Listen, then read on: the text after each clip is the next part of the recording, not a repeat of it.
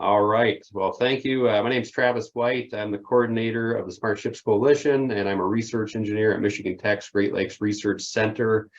We're located up in the northern part of Michigan in our Upper Peninsula, right along the shoreline of Lake Superior. I'm going to run through our agenda briefly. Today we've got a handful of interesting updates on activities of the Smart Ships Coalition. I'll touch on a workshop we held last fall here in Houghton, Michigan. We've got an exciting announcement pertaining to the Marine Autonomy Research Site, which is centered here at the Great Lakes Research Center. We've got a few updates from some of the regulatory folks at the U.S. Coast Guard, Transport Canada, and another exciting announcement from the Straits of Mackinac pertaining to an electrification initiative happening there. We've got a special guest speaker today tuning in from Norway. Looking forward to hearing from Mr. Ornof Enradseth. And after that, we'll discuss sort of next steps for Smart Ships Coalition. And this agenda will last for approximately an hour and a half.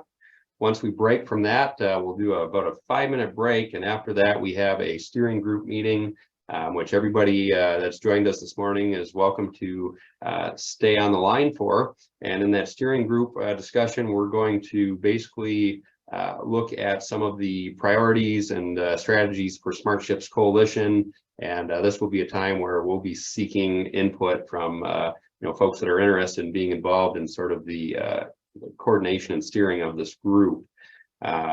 We'll discuss an upcoming workshop, and we're planning that right now. And we'll also set sort of an agenda for a future steering group meeting to continue hashing that out. So with that, we'll jump right into things. So first off, I'd like to thank everybody for joining and for your interest in Smart Ships Coalition. Our group is a very unique group in that it is comprised of a lot of folks from industry, government, as well as academic organizations. So we encompass a very broad spectrum, and also we're seeing a growing participation from the maritime workforce and labor groups and interests as well. So we're trying to function as a stakeholder community, specifically one that is interested in smart and autonomous technologies, how those are being adopted and applied, and some of the challenges, barriers, and opportunities in terms of how those are going to be impacting the maritime industry. Both regionally, we're centered here in the Great Lakes region, but nationally across the U.S., and then also coordinating internationally with world leaders such as regions such as Europe, Norway, Finland, and Canada. So we're very excited to have a very large and broad coalition. I'm going to go through a few quick updates from our fall 2022 workshop, and from there we'll start to introduce some of our other presenters. So in September, we hosted a workshop at Michigan Tech, which we had over 70 participants from industry, government, and other academic organizations. We had 13 students participate as well, and during that 2-day event, we did a number of technology demonstrations on the water right here in our Marine Autonomy Research Site, which is a freshwater test bed for marine autonomy. We also had a full-day agenda where we had a keynote presentation from Captain Koss with the U.S. Coast Guard Design and Engineering Office. And we learned a lot about some of his work with IMO and the regulatory developments that the Coast Guard has been focusing on pertaining to autonomous shipping. We also had several panel discussions kind of focusing on each of these three groups, industry interest, we heard some of the challenges and opportunities with respect to these autonomous smart shipping technologies. We also heard on the regulatory side of things sort of concerns, but also a call to really work collaboratively on addressing and developing policy or recommendations for policies that will shape and influence the maritime industry going forward.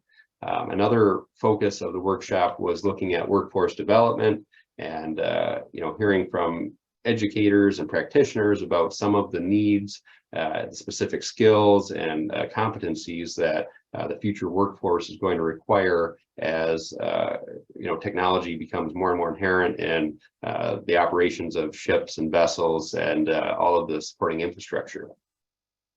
So we'll kind of dive into that more later, but what I would like to kind of conclude there is that we do have recordings of that fall workshop available on the Smart Ships Coalition website and the YouTube channel. So if you were not able to attend, or if you'd like to review any of that, please take a look. There's also a proceedings document published on the smartshipscoalition.org website, which summarizes the workshop, has participants and notes from each of those working group sessions that we held.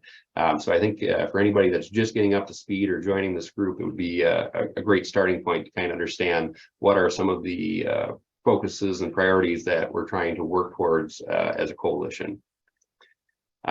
With that, I'd like to touch on an update pertaining to the Marine Autonomy Research Site. So in 2018, we received recognition by the state of Michigan and the Great Lakes St. Lawrence Governor's Premiers as a test bed for marine autonomy here on Lake Superior. And this encompasses about a 30-mile radius centered around Michigan Tech's campus. And sort of the recipe that makes this a test bed is a physical location, access to technical staff and experts in the field, bringing to bear all the intellectual resources across Michigan Tech's campus, as well as some of the physical assets and resources and infrastructure to support on the water deployments and testing in a very unstructured real world environment.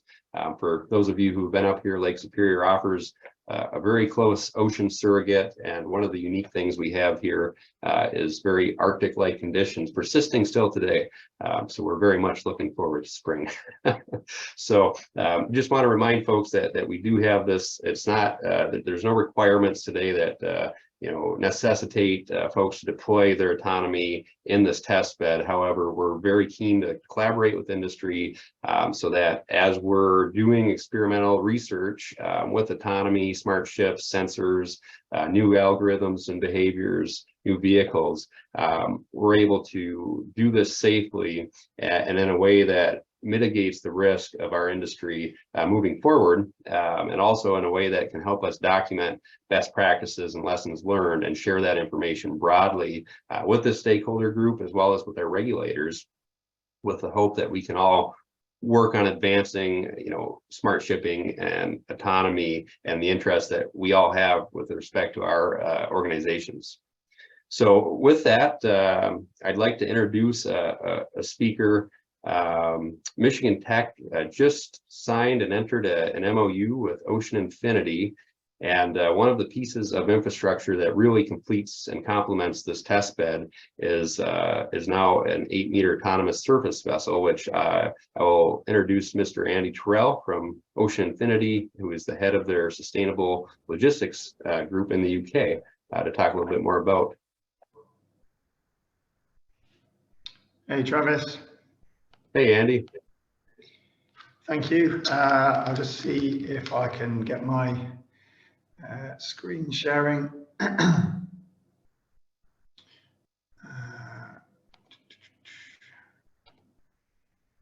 see if, just let me know if that's coming through. Excellent. Cool, thank you, Travis. I'm just going to start off with a bit of an apology that I lost my voice at the weekend. So I don't normally sound like this. So thanks for bearing with me if I go a bit squeaky on the way through. So yeah, my name's Andy. I work for Ocean Infinity. So I'm based over in the UK. My US counterparts were unavailable today. So hence joining you guys there. So really, it's a privilege to be able to come and join the group and share the next sort of 2 to 2.5 hours with you guys and better understand what is currently going on and start working together. So I'm going to start very briefly with a quick overview of Ocean Infinity and then come to the main part of what Travis was alluding to just a moment ago. So our purpose is to use innovative technology to transform operations at sea, enabling the people and the planet to thrive. So what does this actually mean that we're doing? We are developing and implementing clean technology and energy solutions to remove CO2 emissions. And we're doing that immediately by making incremental gains through efficiencies and hybrid systems. But we are also investing in clean fuel systems, be that biomethanol and the path to ammonia. We're applying automation and robotic technology to the maritime operations.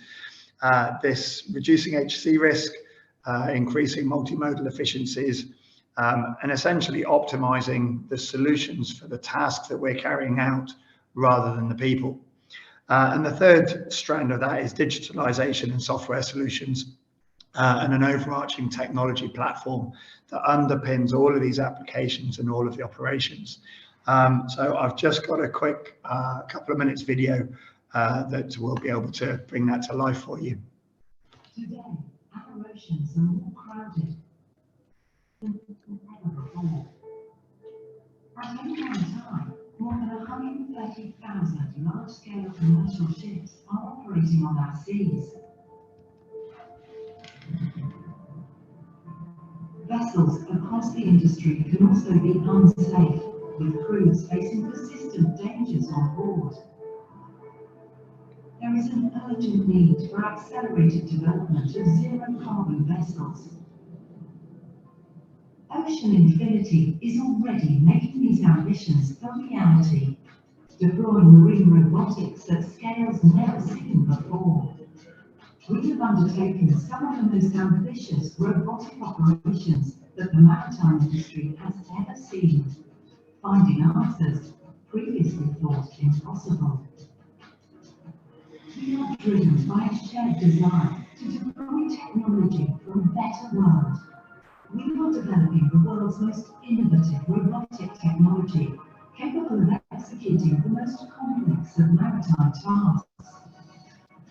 All operations will be controlled from a network of globally located remote control centers, leaving fewer people deployed to sea, but based on land instead. Our people are creating innovative ways of performing all kinds of different operations in the most sustainable way. We are driving this revolution. We are Ocean Infinity.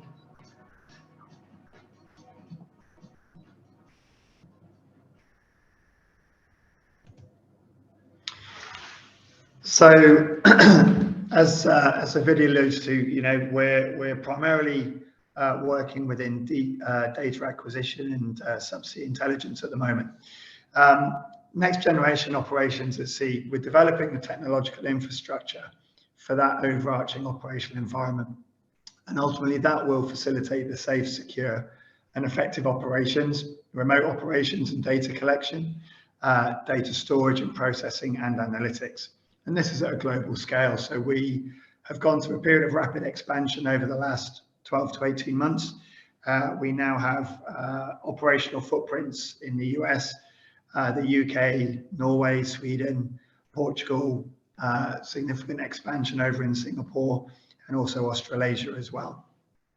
And we're also integrating individual equipment control systems, navigation sensors, etc., so that we've got a one world view of operations at sea in real time in a digital environment. So one of the company acquisitions that we've been through is a software and digital company based over in Porto, who are working on building the metaverse, as they call it, with brains way more powerful than my own, to build that digital twin of the assets, of the environment, of client assets as well, so that you can virtualize reality and bring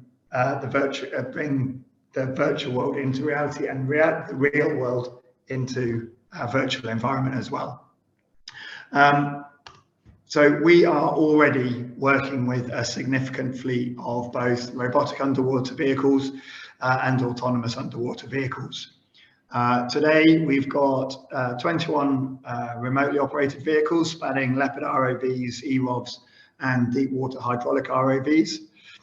We've got the world's largest fleet of autonomous underwater vehicles. So we've got 14 that have a 6,000 meter capability, and we have just acquired 6 that have a 3,000 meter capability. We have launch and recovery systems, each designed, built and configured for each and every unmanned surface vessel that we have coming to fruition, and then a swathe of geophysical and geotechnical sensors. So we are already deploying many of these robots at sea from conventional vessels. So we have the world's only vessel that can deploy 6 deep water AUVs simultaneously with the accompanying unmanned surface vessels that act as a relay for those AUVs. So we can cover somewhere around 2,500 square kilometers of seabed in less than 72 hours by deploying these things simultaneously in parallel. So like I said, we're deploying these at scale from conventional vessels, but within the next couple of months, we are going to be deploying robots at scale from robots at scale, unmanned surface vessels. A huge first step is to prove the model, develop the technology and the operating skills, and that's where the Armada fleet comes in. So the Armada fleet is the world's largest fleet of unmanned surface vessels, and that is in terms of the size of vessel and also the number of vessels. So we've got 23 vessels between 21 and 86 meters. They're designed to be different. It's a fleet designed to be tech-enabled for the future. It's a fleet designed and built for clean fuel, and it's a fleet designed for low Earth orbit satellite communications. In essence, the fleet is the most efficient, cleanest, greenest, safest ships that we could imagine. And this is coming to life right now.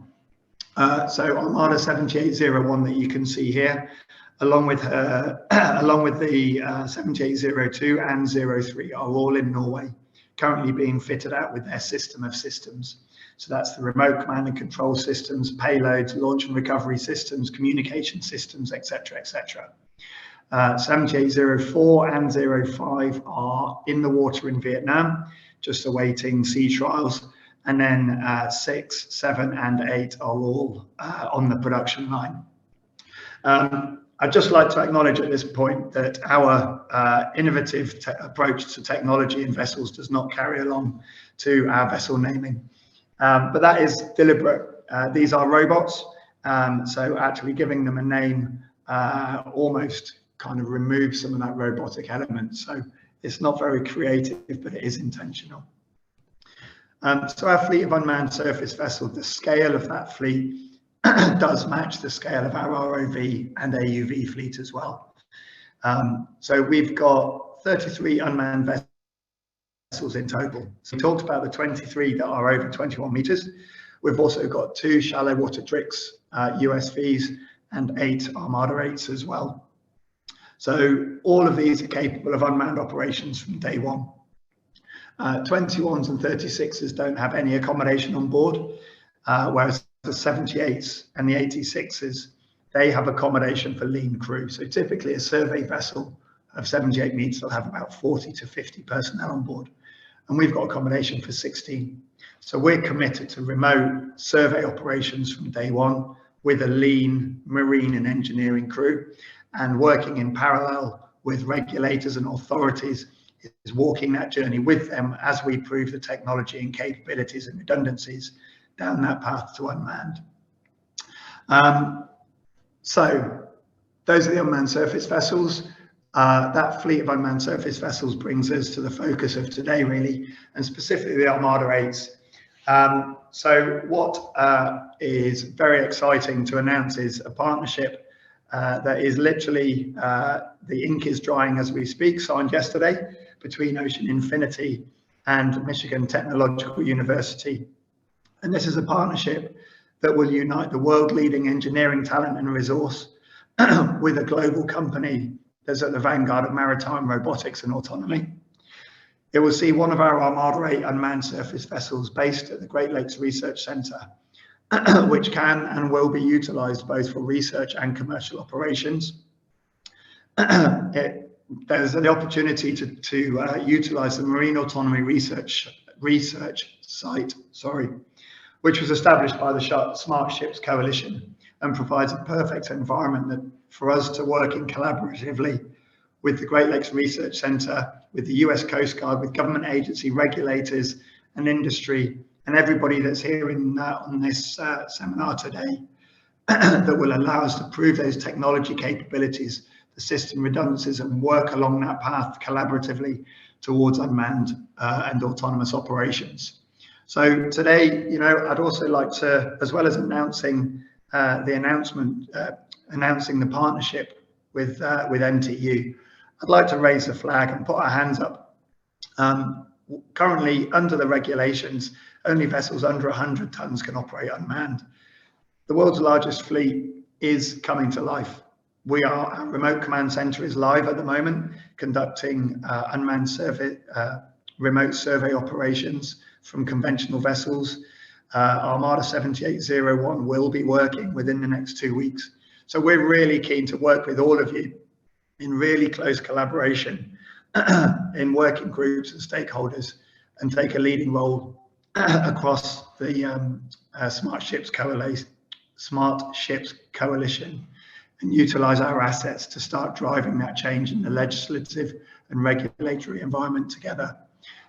So with that, I'm going to just have a quick drink and look forward to handing back to Travis. And if there's an opportunity to take questions, more than happy. And also, I know that there's a workshop in the fall that we are keen to be part of, and hopefully that will give me an opportunity to perhaps come over and meet some of you in person as well.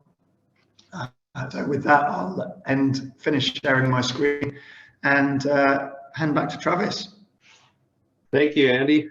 That's great. And just for everybody on the line, we do plan to have opportunities to discuss this further with Andy and the rest of the Ocean Infinity team. So for the sake of time, we'll continue to move on, but we will try to organize either a webinar or something of that format in the near term to discuss more, and or incorporating some presentations at our upcoming workshop this fall.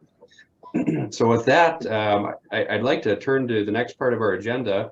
And we'll hear a few updates from the folks who are working on the regulatory development side of things in particular. And for those of you who are up here this fall, you probably remember very well that there was a very large presence and support from the U.S. Coast Guard. And we at Michigan Tech have been fortunate to have a very great working relationship with them across all different levels. And I'd like to introduce Commander Frank Strom, who's working closely with Captain Cost, who was our keynote this fall. Commander Strom is he's the chief of the Systems Engineering Division, and he'll be able to give us some updates today on some of the regulatory work that's happened in the last 6 months. Morning, Frank. Good morning, Travis. How's it going? Can you hear me? Yeah, loud and clear. Thank you. Okay, great. Yeah, thank you for the opportunity to speak again. In the background, I have Carmine Fall. He's our executive assistant for the AutoPOCO here at Coast Guard headquarters, and that's our general policy council to discuss policy development in the autonomous space. So for the Coast Guard, there's a kind of a two-pronged approach that we take for policy and regulatory development in autonomy. We participate and are the lead U.S. representative to the IMO, which is the International Maritime Organization. That's the greater maritime body that works on regulatory development for vessels traveling internationally. So Coast Guard participates in that, and through that participation, we help to develop what they're calling their mass instrument. So that's going to be, the goal is eventually to have some kind of code to standardize regulatory initiatives for those vessels traveling internationally. More specifically, and kind of what our day-to-day job is we work on policy development for U.S. flag vessels. So that's what the kind of goal of the AutoPOCO is. When Captain Cost talked in the springtime, he kind of gave 10,000-foot view of what the AutoPOCO was and what our initiatives were, and specifically he went through the lines of effort. And those lines of effort were, we were looking at laws, regulation, and policy that may have to be adjusted as a result of autonomous technology. We were looking at manning and credentialing impacts for autonomous technology, risk assessment and acceptance of autonomous vessels or remotely operated vessels. And then finally, we were trying to figure out what project development and compliance tools might be needed for advances in autonomous and remote technology. And then interwoven throughout all those, we need to consider cybersecurity impacts of more advanced autonomous technologies. Since that time, AutoPOCO largely got smarter and tried to figure out where industry was and where our regulatory deltas were, so we could develop a final product to put out policy guidance for more advanced autonomy and remote operations. And we kind of developed out what that final product would look like as far as sections. And the sections that we're working with for the framework of our final product right now are vessel determination guidance. We found that it would be necessary to put out guidance as to what would be considered a commercial vessel, and if there's any kind of ability for us to have maybe a separate regulatory carve out for those vessels that maybe don't have a commercial nexus that operate autonomously. We were also looking at what design guidance might be needed in addition to what's already called out in our CFR subchapters. So our CFR subchapters dive down into sections for each kind of commercial operation that's out there for U.S. flag vessels. Plus, we have specific mechanical and electrical guidance that kind of intertwines into all of those other vessel subchapters. And then we wanted to put out testing and trial guidance. So what additional testing and what kind of sea trials might be required for these vessels to kind of show proof of operation that they can safely operate inside of our marine transportation system. And then we need to put out operational permissive conditions. So maybe if there's any operational considerations that need to be taken into account based on remote or more advanced autonomy. And then finally, we wanted to put out some vessel inspection guidance. And then just a note, we still have in our current US law the requirement that vessels have to be fully manned. There is no relief for that requirement. So at the present moment, our guidance will discuss more advanced autonomy where potentially the vessel has the ability to operate on its own, but all of those commercial vessels are going to have to be fully manned in accordance with US law. Final piece I guess I'll touch on, and as I mentioned during our line of efforts, was we wanted to make sure we consider cybersecurity throughout this whole process. I'd like to note for everybody, CISA, which is a DHS agency, that's the Cybersecurity Infrastructure Security Agency. Probably right after we met in the fall, they put out their performance goals. Their performance goals are a prioritized subset of IT and OT cybersecurity practices aimed at meaningfully reducing risks to both critical infrastructure and the American public. They recently re-released their updated CISA performance goals. So I'd like to point industry towards that as they're developing their more advanced autonomous and remote systems. Try to incorporate in as best you can those performance goals for CISA to more harden kind of your network systems and the actual autonomous system in and of itself. That's pretty much the Coast Guard policy update at this moment. So I guess I can pause right now and see if any questions or anything from the group. Thank you, Commander.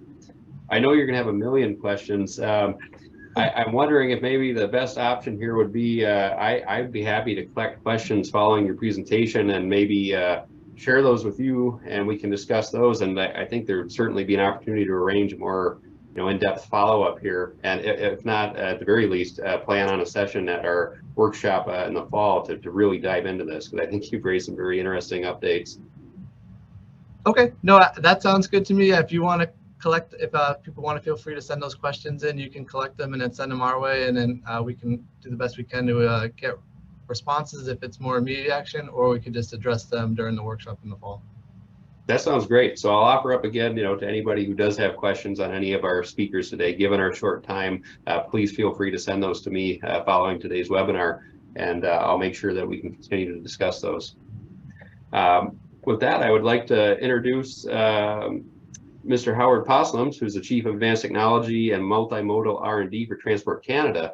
We also heard from Howard at our fall workshop, and he is leading the charge on mass in the Canadian side of things. And, you know, we've been discussing between us quite a bit recently how we can really coordinate between US and Canada. So looking forward to hearing from you, Howard. Good morning. Good morning. Can everyone hear me, or is there an echo? There is an echo. Okay, give me a second here.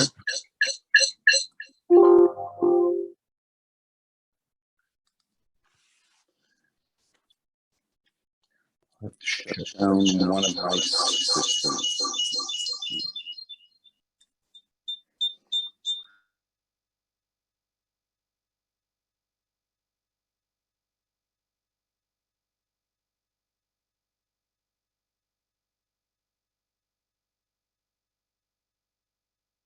I think your mics are muted there, Howard.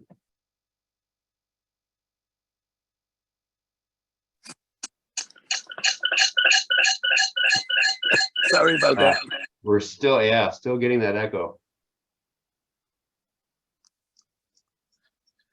How about if you go on to the next presenter and I'll Okay. get to. Yeah, we'll give you a second. We'll circle back. Thank you. All right, we will we'll jump ahead here to Mr. Chris Burns, who's director of the Mackinac Economic Alliance, and he received some very exciting news recently. So I will let him share with you an update that's more regional to the Great Lakes. Good morning, Chris. Good morning, Travis. Thanks a lot for the introduction and the opportunity to, first of all, to thank the folks on the call from Eagle. We were able to recently be awarded a $3 million grant from the Michigan Eagle Environment, Great Lakes, and Energy as the first step toward the transition of our first ferry boat from diesel to electric drive system. So for those of you who may not be familiar, Mackinac Island and the Straits of Mackinac is the top destination, tourist destination in the Midwest, and certainly for the Great Lakes. And we have a multitude of marine assets here that we are focusing on for our own economic development, but also for the safety and security, which is a huge consideration in this particular area. It's a very, not only a very, one of the reasons why it's so well visited is because of the unique characteristics of the environment here and so forth. And we have a lot of care that needs to be taken in that regard. But that is part of a strategic plan for the transition of our entire fleet of 28 ferry boats from diesel to electric that carry 2 million people a year back and forth between the Lower Peninsula, the Upper Peninsula, and Mackinac Island. And that's a huge impact environmentally, but also economically here. So it's our economic development strategy. I work in economic development. Thus, I'm very good at getting big bags of money to do really cool projects, and I'm very excited about that. But the issue that we have in order to be able to do that is to be able to identify and engineer the projects that we have actual impactful projects that are well designed, and we can get federal funding to do that. And as we all know, there's lots and lots of federal funding available right now, as we're seeing in Michigan, for example. Or in the Great Lakes, certainly.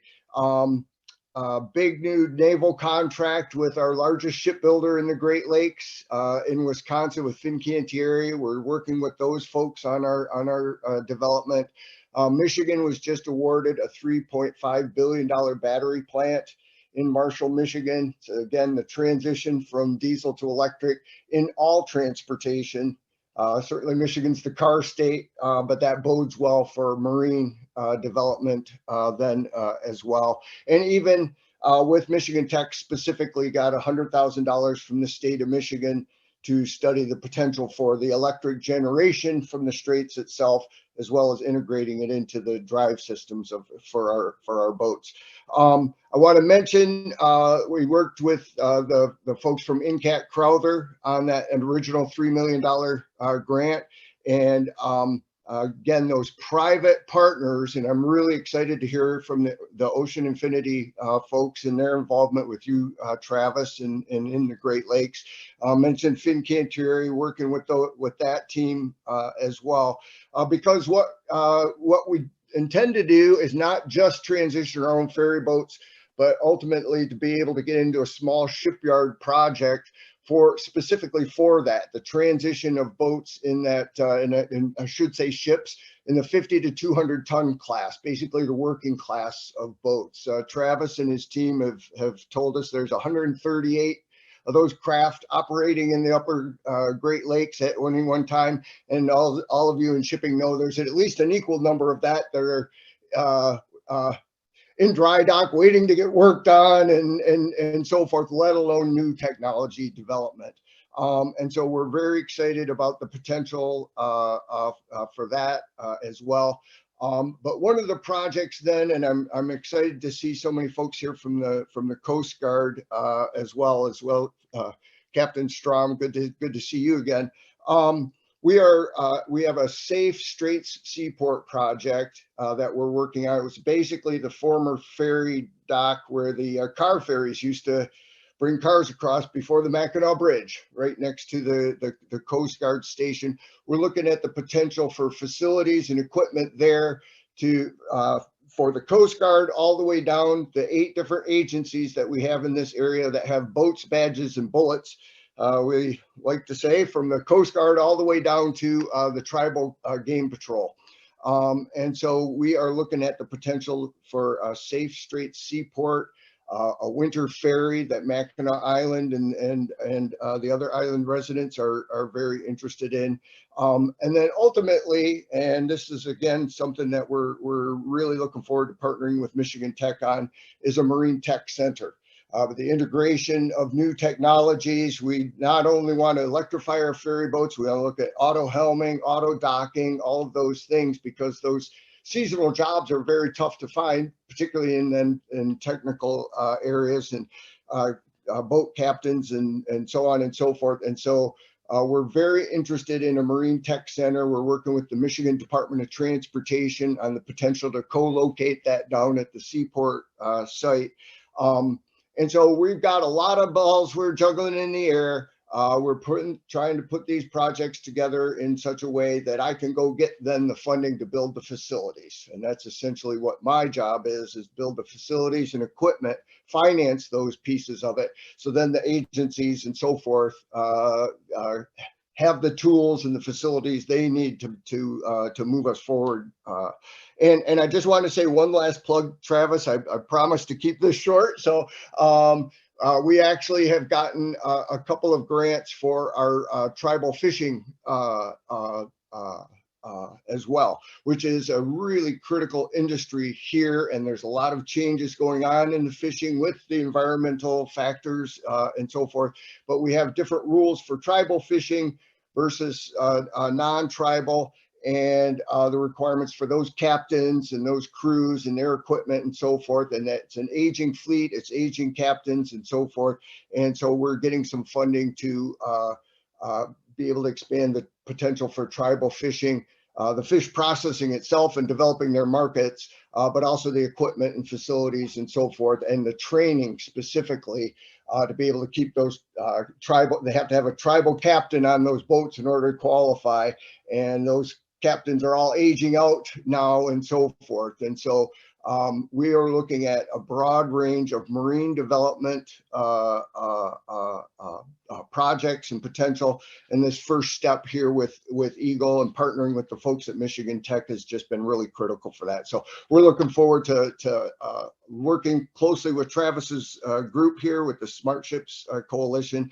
And we got a lot on our plate, and I look forward to working with all of you folks in this area to help advance these initiatives. So thanks for that time, Travis. I really appreciate the opportunity. Absolutely. Thank you, Chris. It's a lot of exciting work you're doing. We're really happy to be seeing it happening here in Michigan. So happy to support you on it. Great. Thank you. Yeah. Hey, Howard, I'm going to circle back to you. Were you able to resolve your audio issue? The audio issue has been resolved. Travis, I sent you a PowerPoint presentation. I don't know whether you received it. Yeah. So I will be able to present if you can just pull it up on the screen. Oh, perfect. That's great. That's terrific. So my name is Howard Poslins. I work for Transport Canada's Innovation Center, which is the R&D arm of Transport Canada. And we started a autonomous ship R&D program way back when in 2019. And just to give a history to the people on the call, we did meet with the Conference of the Great Lakes and St. Lawrence governors way back in 2017. And if you scroll down to the bottom, you'll see April 2019, we started a Canadian Forum for Marine Autonomous Surface Ships. We call it CFMAS. We have been involved with the Smart Ship Coalition for a while. It was initiated by someone from Transport Canada, Donald Roussel, who is not with Transport any longer, but he is the originator of this program. Next slide, please. So for our Canadian Forum for Marine Autonomous Surface Ships, we present at conferences.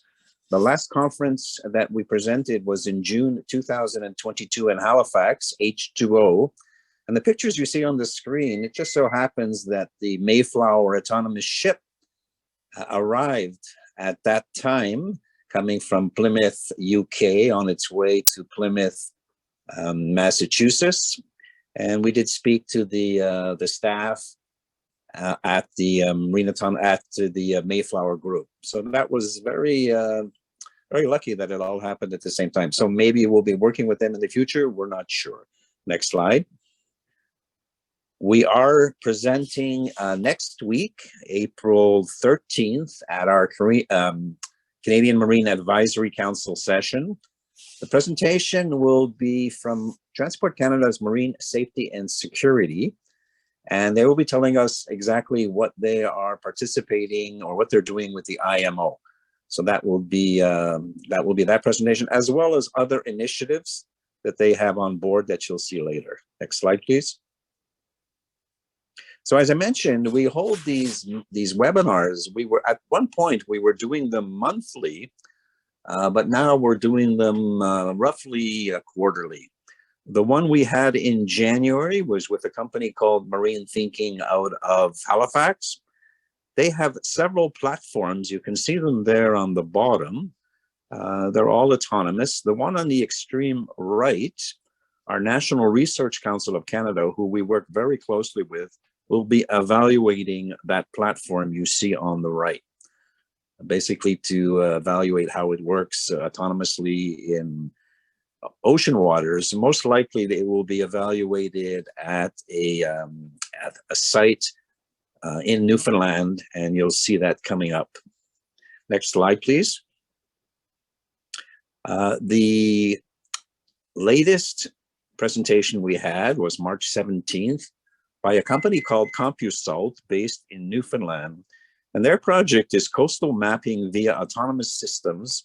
They're using several autonomous platforms, both ground-based, air-based, and as well marine-based. So the marine-based one you see on the extreme left, it's quite small. You can see the picture in the middle, how small it is. It's probably, I would say, probably 2 feet long. And that is an autonomous platform that actually can go above the water, on the water, or below the water, all by remote control. Company is called Pixie. They're based in the UK, and they have opened an office in Halifax. We are planning our next presentation coming up soon. I believe it's in the summer. I believe it's on cybersecurity, but I'm not sure. But you can enroll. Send us an email, and we'll enroll you in all of these presentations that we give.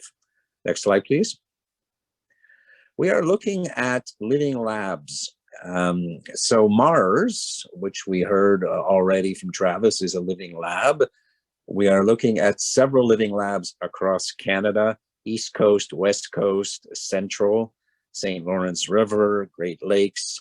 As for the Great Lakes, we do not want to reinvent the wheel. So the hope is that we will work very closely with Travis to basically do some cooperative work on the Mars site. Next slide, please. Memorial University, a university based in the Maritimes in Newfoundland. They have acquired an autonomous ship, the Sea Robotics ship you see on the extreme right. And they will be evaluating that ship, doing some research with it at the Holyrood, Newfoundland site that I mentioned to you. So Holyrood is roughly, it's close to St. John's, Newfoundland. And it's a marine site that's being operated by the Marine Institute, which is part of Memorial University. Next slide, please. So now I'm going to talk about Transport Canada's marine safety and security. So these are the regulators. I'm the innovator, the R&D folks. These are the regulators that will actually regulate or prepare policies for marine autonomous surface ships. So right now they have a policy. Just let me switch here to on my screen, I can read it. So it's basically a small maritime autonomous surface ship policy, sets requirements for vessels, not more than 12 meters in length as defined in the small vessel regulations, and not more than 15 gross tons. Remotely controlled level of autonomy, 3 is defined by the IMO. And the policy does not apply to masts that have crew on board or are tethered to a mother vessel or shore installation. Next slide, please. Marine Safety and Security are working on a draft policy on installation and operation of autonomous navigation functions and systems on board a vessel. This is something fairly new and is in development. And you can see the areas where the draft policy will be concerned with. Next slide, please. Transport Canada Marine Safety and Security sits at IMO, representing Transport Canada. And as was mentioned by the US Coast Guard, so originally IMO initiated a regulatory scoping exercise to look at all the different instruments from IMO and how they can apply to mass. And they said, this is not easy to do because a lot of the instruments from IMO are based on basically a captain. So since there may or may not be a captain on an autonomous ship, eventually maybe not, they said this is not easy. So they said, okay, let's see if we can come up with a goal-based mass code limited to cargo ships. And this probably will be similar to the Polar Code that the IMO has. So that's the idea. They established a joint MSC legal facilitation mass working group. So over the next couple of years, this is what they're going to look at. How can you develop a goal-based mass code? I believe by 2024 or 5, I can't remember, they want to have some draft, and we'll see what happens, how quickly they can operate. Next slide, please.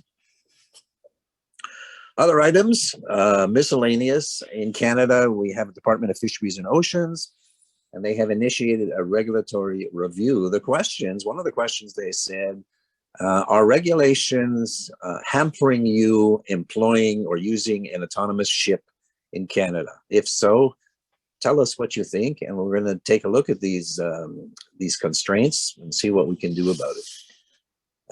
Transport Canada and the NRC work very closely on marine autonomous surface ships, and we are in the process of hiring an additional resource.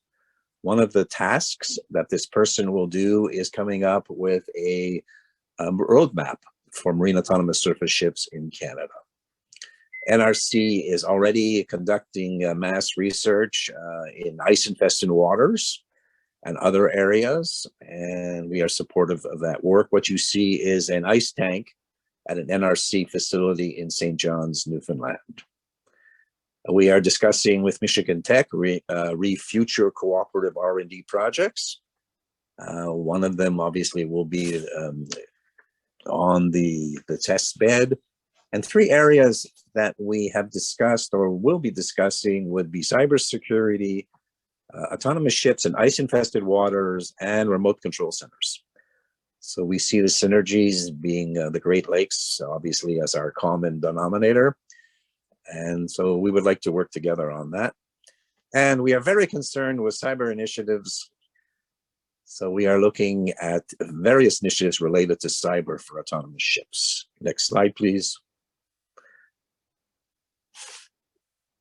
In summary, as you probably know, or maybe don't know, a lot of the autonomous ships you see out there today are being introduced to the world via pilot projects all around the world.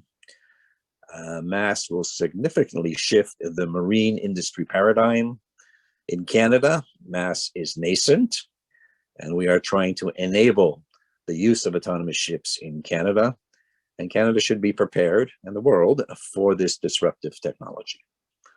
Last slide. And I have my coordinates.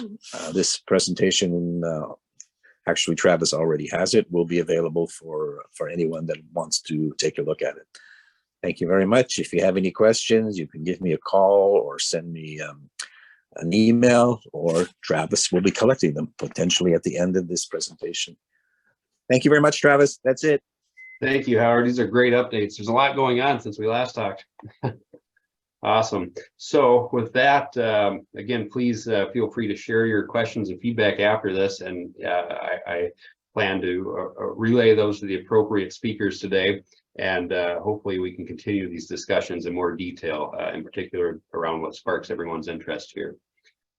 With that, I would like to now turn to introducing a special guest speaker who's currently in Norway, which thank you for joining us over a holiday week. I understand he's transitioning between steps in his career, and he's a world leader in marine autonomy, technologies and systems. Mr. Ornolf Jan Rodstad is currently as an autonomy specialist at ITS Norway. He manages the Norwegian Forum for Autonomous Ships, and he is a coordinator for the International Network for Autonomous Ships. And our relationship goes back to even before I was a part of the Smart Ships Coalition initiative.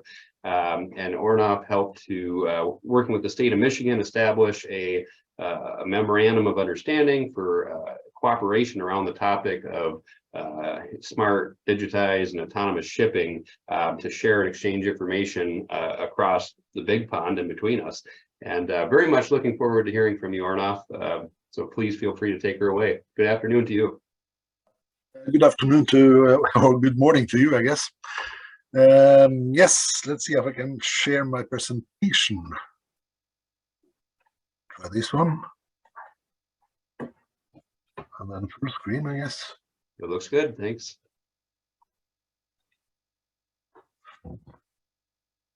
I hope you can see it.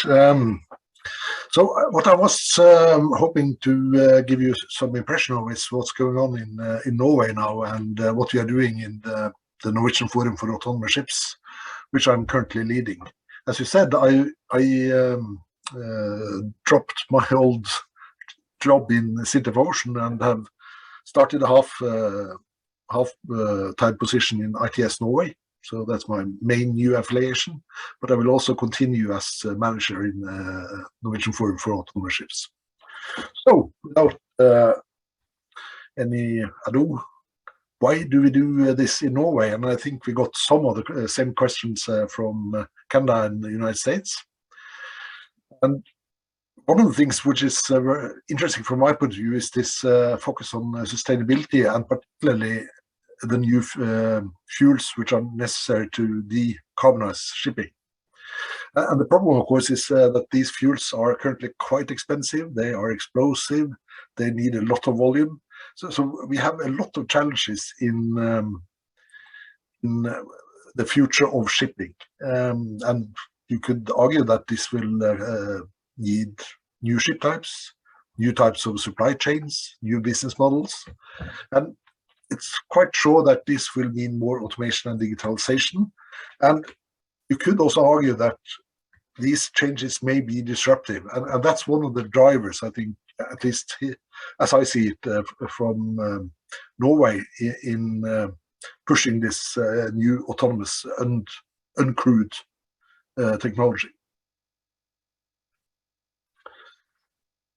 In Norway, we are not a big country, but we still have quite a lot of road traffic, and that is a main objective of the government, to push more cargo onto waterborne transport.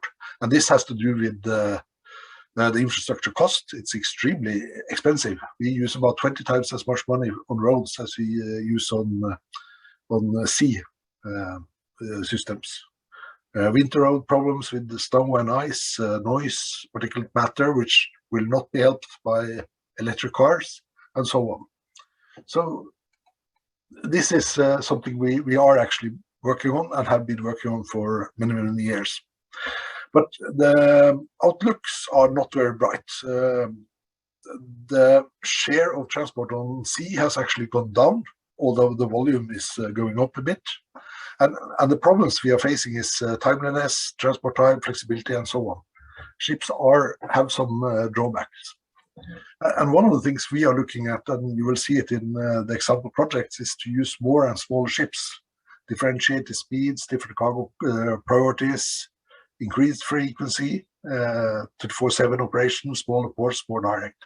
And again, if you want to do that, autonomy and particularly uncrewed operation, fully uncrewed operation is very important. This is just a draft of a small container ship with and without accommodation, and you see that you get more than 20% more cargo capacity. You reduce significantly energy use because for the smaller ships, energy use in the hotel section is significant, and so on and so forth. You can also build the ship differently. We had actually some discussions on wind propulsion as one of the ways to overcome this expensive carbon-free fuels. And if you are looking at the tankers or ro-ro carriers, if you remove the wheelhouse, you can actually be very flexible with how you use your deck area for different types of wind propulsion. So this is also an argument for looking at uncrewed autonomous operation. In Norway, it's a very long coast, very similar to Canada, I would say, with all these fjords and all that stuff. And we have actually 659 ports with ISPS clearance, that is receiving international transport. More than 2,000 fishing ports, which are actually able to take some cargo. So we have a very good infrastructure already for doing more on the waterborne transport side. But then again, we need to look at new ship concepts with, for instance, having the main container routes at the coastal fairway running more rapidly, and then using smaller autonomous ships for feeder service into the fjords. This is one of the projects we are looking at. That will save time and speed up the coastal transport, and it will create a much more flexible system for transport into the fjords. So this is one example just outside Trondheim, where we are looking at using a port very near the fairway to do transshipments into the smaller feeder vessels. This will, of course, have to be automated and operating 24/7 to make sense. As was mentioned also, there's a lot of ferries around in this type of environment, and one of the things we are also interested in investigating is to get higher frequencies and flexibility with smaller ferries than what we are operating. Today in Norway, the ferries are tending to be bigger and bigger, with capacities up to, I think, 130, 40, 50 passenger cars. But this also means that they are quite expensive, and that they have to run on schedules which are less flexible than we want to have them. An interesting point, which may be also an issue for Canada, is that we have small isolated communities with relatively few persons that are dependent on the ferry for transport to the mainland. Both these examples are from in the vicinity of Trondheim. It's one island in the fjord with about 600 persons, with one ferry serving this this connection. And that ferry will stop at around 11 in the evening. It has, of course, emergency personnel for ambulances and stuff like that. But here it could be very interesting with autonomous and 24/7 operation. Even more interesting case is a small island on the coast outside the fjord. And it has about 20 persons, but still their own ferry.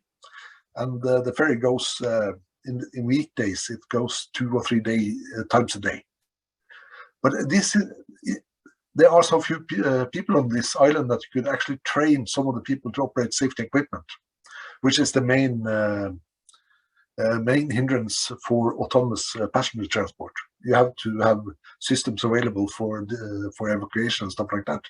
But for an autonomous ferry, you could train some of the people on the island to operate the systems, and then as long as one of these persons were aboard, you could use him or her to be safety personnel.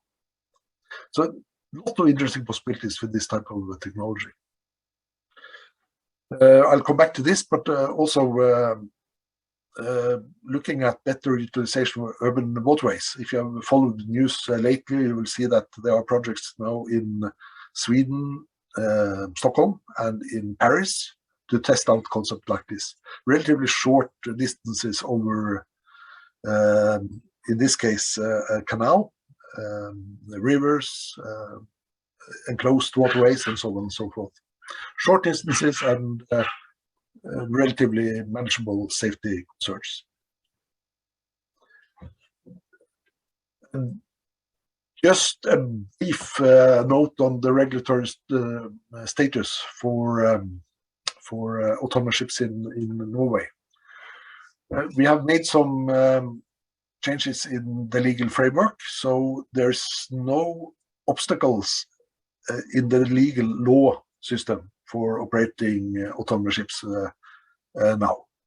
However, you still have to have a certificate, and the National Flag State Authority and National Maritime Administration, they have published a circular based on MSC 1 Circular 1455, guidelines for the approval of alternative and equivalents as provided for in various IMO instruments. This is also the baseline, I think, for some of the IMO work.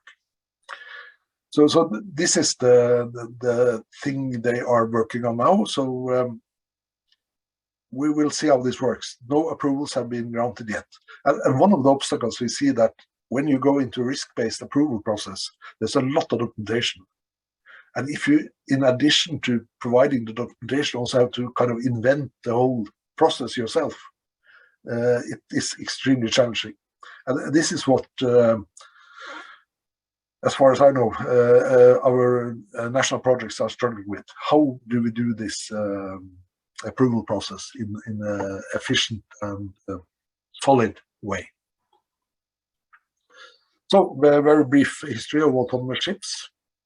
And remote control ships are not new. Actually, this is quite interesting. Nikola Tesla tested this small model boat in 1898 in New York. And that was actually the first electric and remotely controlled small ship in the world. But there were projects in Japan in the 80s, in Germany in the 90s, and so on and so forth. So there has been quite a lot of thoughts about this idea of autonomous ships. And what kind of started the new interest in the concept is, I would claim, the Mooney project, which was funded by the European Commission and led by Fraunhofer CML and then Marintech, latest into Ocean, which did a quite interesting concept study for unmanned dry bulk carrier. In Norway, we also had a fairly big university research activity called AMOS, Center for Autonomous Marine Operations and Systems, from 2013 and 2023, which also contributed quite a lot of knowledge to the ideas. We established the first test area in Norway in Trondheim, 2016. the day before we established the Norwegian Forum for Autonomous Ships. So since that, it has been developing, not so fast as we hoped initially, but things are happening. And the status today is, for instance, automated highway ferries. And the aim here, I think it was mentioned earlier, lower energy use in transit, faster berthing, automated charging and mooring, and things like that. And this is quite advanced systems now being operated on ferries in the Oslofjord between Horten and Moss, 35 minutes crossing, Kongsberg, which are delivering the systems. And they are able to cross and berth automatically, but still with full crew on board for the time being. And I should mention here that one of the factors that are making this interest is crew shortage. Last summer we had to cancel quite a few of these car ferry operations due to lack of crew, basically, particularly in the northern part of Norway. So they called in all their pensioners, captains, but still weren't able to fill up the crew, necessary crew number. These should be fairly well known, Yara Birkeland, which have received a lot of attention, but still are sailing with the crew. They finally managed to automate the mooring system now, so now it's sailing with 3 persons on board. But they are in the process now of testing out the autonomous navigation systems, and the plan now is to sail it totally without crew in the start of 25. So that is happening as we speak. It is in operation with 3 persons on board. Actually, a more interesting concept, in my opinion, is the ASKO ferries. These are 2 Ro-Ro vessels with the capacity of, I think it's 16 45 feet trucks. It's similar to containers. And this is actually a very good example of what I think will be the future of autonomous ships, because it's an integrated supply chain between 2 warehouses where they use electric trucks on both sides. The ferries are used to avoid a subsea tunnel, because the tunnel has quite steep incline, so it uses a bit too much of the energy for the battery trucks, and also needs a long detour. So it's actually a fairly commercial driven operation. They still have support from the government because they are making it battery powered, so you get subsidies for that. But a very interesting concept, and something that we see can be scaled up quite extensively. And then we are back to these autonomous passenger ferries, particularly for small urban travels. We have 2 companies in Norway working on this, one here in Trondheim, Seabus, and one in Oslo called Hike. We also have a company working with remote control, Mastly, and the new cooperation between some ship owners being set up as we speak, also to develop remote control center services to autonomous ships. Which again raises a very important question. How can we standardize the interface between the ship and the remote control center? As it is today, when you build a new autonomous ship, you actually bind the ship to the remote control center for life, more or less. So the second-hand market in the future will be a bit difficult unless we can standardize this interface, so that you can switch the ship between different remote control centers.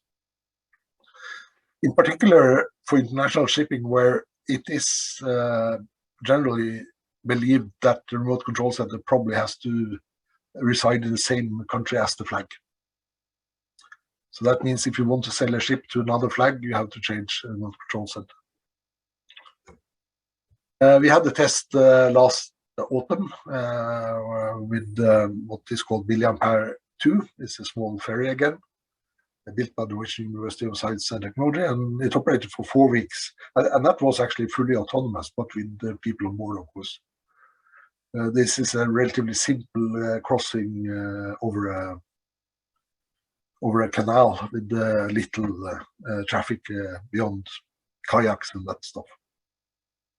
There's a YouTube film if you want to have a look at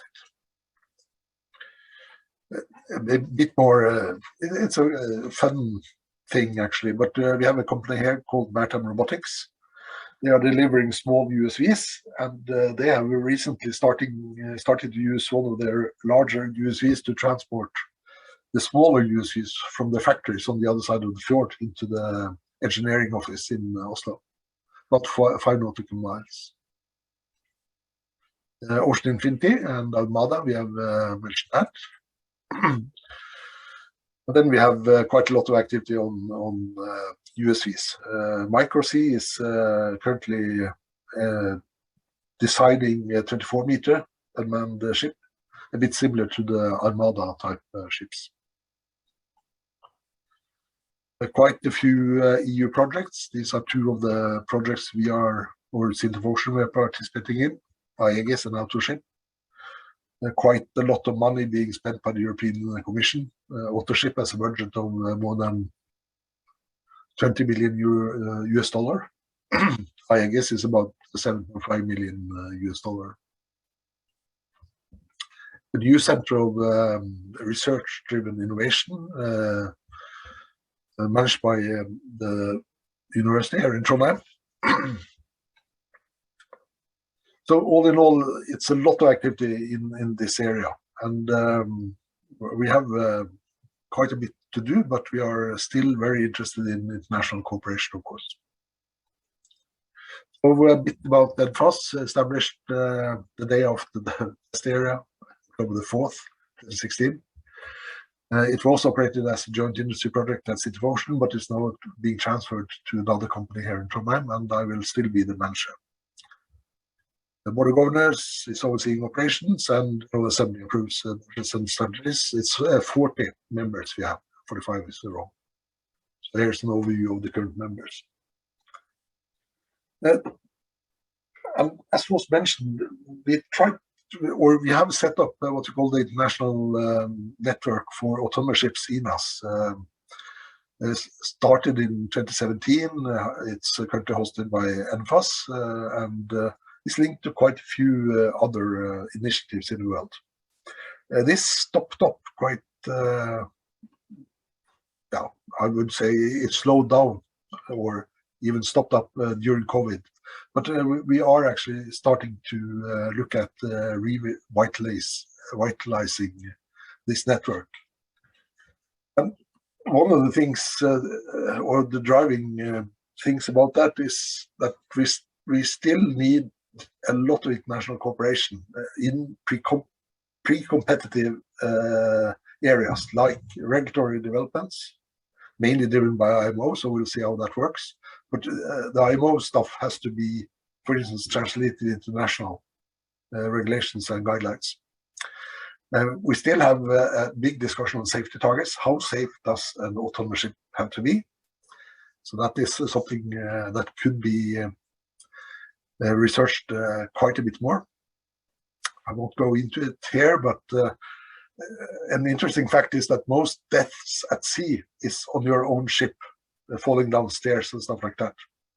The second most frequent death cause for seafarers is alcohol abuse, suicide, stuff like that. So just getting people off the ship is actually increasing safety quite a bit. And then the third area which I mentioned is this documentation requirements and methods for documenting the safety of autonomous ships. Digital communication standards, for instance, to the remote control, and also physical port standards if you want to make this a bigger thing, like the charging, mooring, crane operations and stuff like that. And these, as I said, it's pre-competitive and I would say necessary for all to get the more rapid developments of this type of technology. So again, we are more than interested in following up on this. We have two upcoming events that you may be interested in. There's one technical scientific conference called ICMAS, which is in Rotterdam this year in November. Abstract deadline is April 16th. So if you're interested in meeting a lot of the researchers in this area and also technical practitioners, this is the place. And the other event is in June 8th, this summer in Oslo. That's the International Summit for Autonomy and Sustainability that we arrange there together with DG Move in EU and Nor-Shipping. So that's a kind of high-level event where we hope to shed some light on what's happening internationally.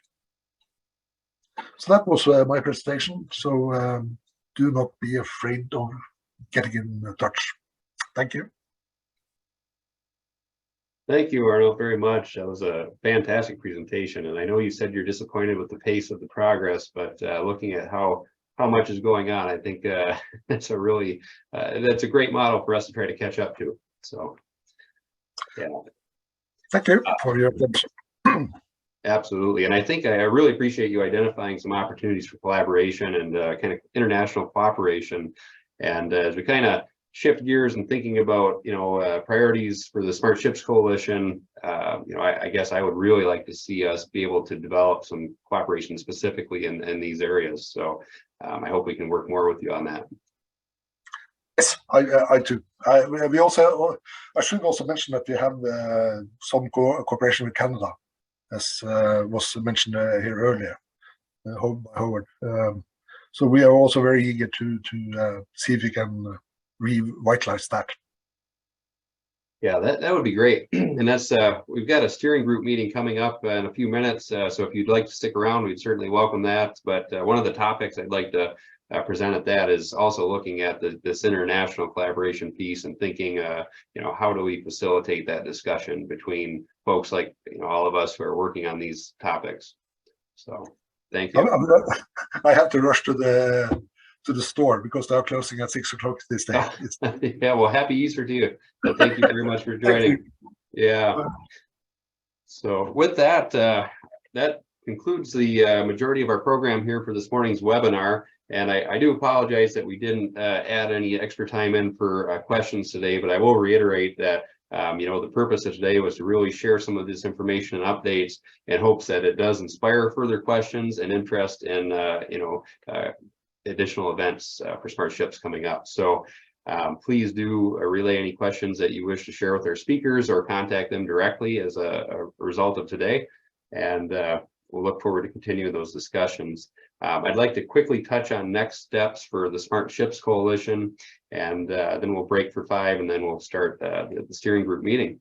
So Smart Ships Coalition was established in 2018, and much similar to the Norwegian Forum for Autonomous Ships, our goal is to advance this type of technology initiatives across our regional and national interests, and facilitate some of this international collaboration. One of the topics that Michigan Tech, as a partner of the Smart Ships Coalition, is really keen on is workforce development, which we haven't talked a tremendous amount on yet today, but there's one initiative that we are working on as a collaboration between Michigan Tech and Northwestern Michigan College, and we'll be working on developing a training in maritime autonomous robotic systems. And we are seeking input from Smart Ships Coalition members on this, as we're really keen to identify industry needs and competencies that training or certification type of program could serve, specifically for robotic and autonomous ship operators. Another need there is looking at establishing industry mentorship and pathways for career development. So if anybody on this call has an interest in that, I hope you'll stick around for a steering group discussion or reach out to myself to express that interest so we can talk more on that. Regionally across the Great Lakes, we recently convened a practitioners roundtable discussion to get a lot of the remotely and robotically operated system operators together. Here in the Great Lakes, much of that practitioner community is the scientific community.